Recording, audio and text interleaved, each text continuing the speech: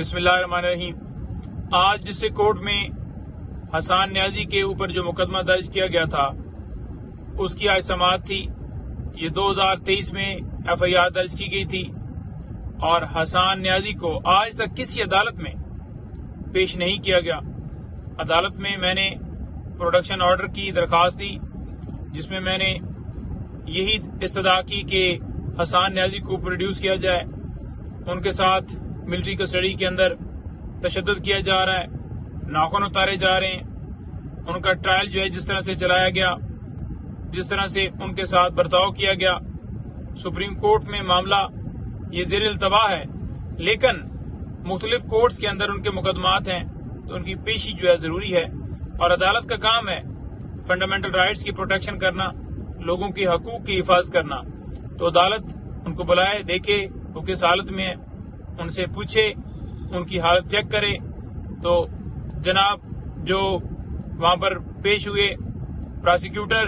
انہوں نے کہا کہ جناب ان کی صحت بالکل جو ہے اس حوالے سے ایک رپورٹ جو ہے وہ ہم نے لگائی ہوئی ہے۔ تو رپورٹ جب دیکھی تو اب کی تو نہیں تھی، وہ پتہ نہیں کب کی بنائی ہوئی ہے۔ اور میں نے عدالت کو یہ بھی بتایا کہ جناب یہ رپورٹ جو ہے جو بنائی گئی ہے، کیا یہ رپورٹ جس ہاسپٹل سے بنائی گئی ہے وہ کیا حسان نیازی یا ان کے گھر والوں کی طرف سے ریکمینڈ تھا، یا جن کی کسٹڈی میں ہے ان کے ہی ہاسپٹل سے ایک جھوٹی رپورٹ بنائی گئی ہے؟ تو کوئی جواب نہیں تھا۔ اور میں نے کہا جی کہ انہیں عدالت میں آپ کے حکم کے باوجود بھی پیش نہیں کیا جائے گا کیونکہ جنگل کا قانون ہے۔ اور عدالت نے جب پوچھا کہ یہ بتائیے کہ حسان نیازی کو کب جو ہے وہ گرفتار کیا گیا تھا، تو میں نے بتایا کہ ایبٹ سے کیا گیا، اور اس سے پہلے انہوں نے کہا کہ یہ ایف آئی آر تو سے پہلے کیا۔ میں نے کہا جی بالکل۔ اور حسان نیازی یہ نہیں تھا کہ اس کیس کے اندر جان بوجھ کر پیش نہیں ہوا یا اس کیس کے اندر کسی جگہ پہ حاضر نہیں ہوا، بلکہ ہوا یہ تھا کہ اس میں بیل ہوئی، اور بیل میں کیونکہ ابھی چلان جمع نہیں ہوا تھا تو چلان جب جمع ہوا ہے تو ہم فوراً آ کر پیش ہوئے ہیں۔ اور جو روپوشی کا معاملہ تھا، میں نے کہا جی کہ پاکستان تحریک انصاف کے جتنے رہنما، جتنے سپورٹرز، جو بھی جس کو بھی اٹھایا جاتا ہے اس کو اٹھا کے بیان دلوایا جاتا ہے کہ آپ بیان دیں، اور یہی وجہ ہے کہ جب وہ بیان دیتا ہے تو پھر اسے ریلیز کر دیا جاتا ہے۔ یہ کیونکہ خان صاحب کے بھانجے ہیں تو انہوں نے خان صاحب کے خلاف سٹیٹمنٹ نہیں دی، تو اس لیے انہیں جو ہے وہ زیر حراست رکھا ہے، اور کوئی ان کی انفارمیشن نہیں۔ پہلے تو وکلاء سے ان کی فیملی سے ملاقات کرنے کی اجازت نہیں ہوتی تھی،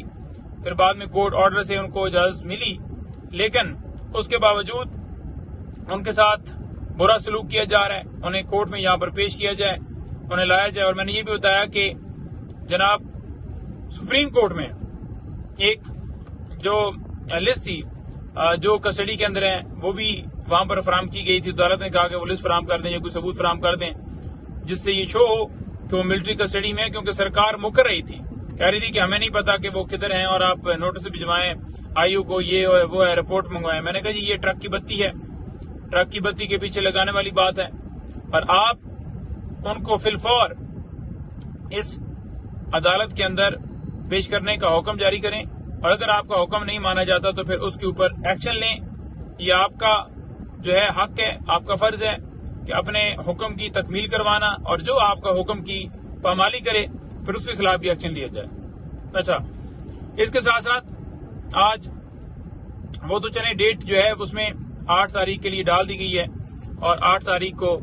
جو ہے اس کے اندر انہوں نے کہا کہ ہم آرڈر پاس کریں گے، اور ہم ان کو جو ریلیونٹ جو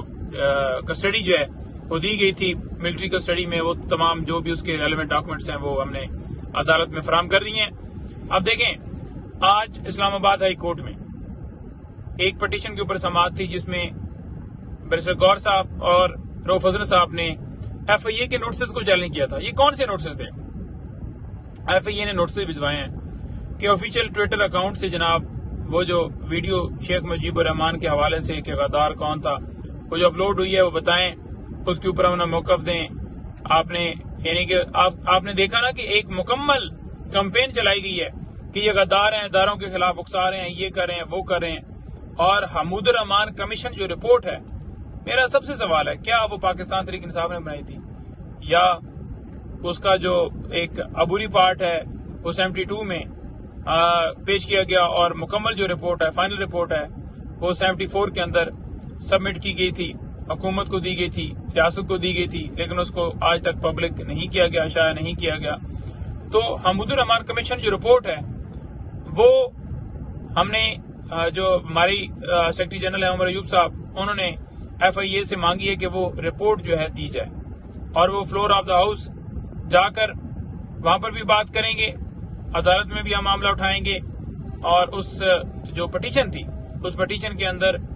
جو عدالت نے حکم دیا ہے وہ یہ ہے کہ ان کے خلاف کوئی ایڈورس ایکشن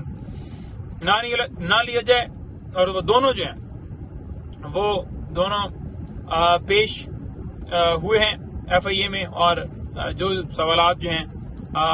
بیرسٹر گور صاحب سے اور رؤف حسن صاحب سے انہوں نے پوچھنے تھے وہ پوچھے ہیں، اور یہ اسلام آباد ہائی کورٹ کے اندر کیس تھا۔ اس کے علاوہ آج کی مزید کیسز کی تفصیلات تو نہیں، ایک کنٹمپٹ آف کورٹ وہ بھی چل رہی ہے اور دیگر کیسز جو ہیں وہ چل رہے ہیں، وہ کنٹمپٹ آف کورٹ فیصل واڈا کے اوپر ہے۔ اب دیکھتے ہیں کہ اس کے اندر عدالت کس حد تک جو ہے اپنا حکم منواتی ہے، لیکن میں آپ کو یہ ضرور کہنا چاہوں گا کہ خان صاحب اس وقت عدت کیس کے اندر پابند سلاسل ہیں۔ تو ہم اپنی عدالتوں سے بار بار استدعا کرتے ہیں کہ فیئر ٹرائل ہر ایک کا حق ہے۔ ان کے اس وقت جب فیصلہ آنا تھا اس وقت جناب سماعت جو ہے آپ نے دیکھا کہ کس طرح سے جج جو ہے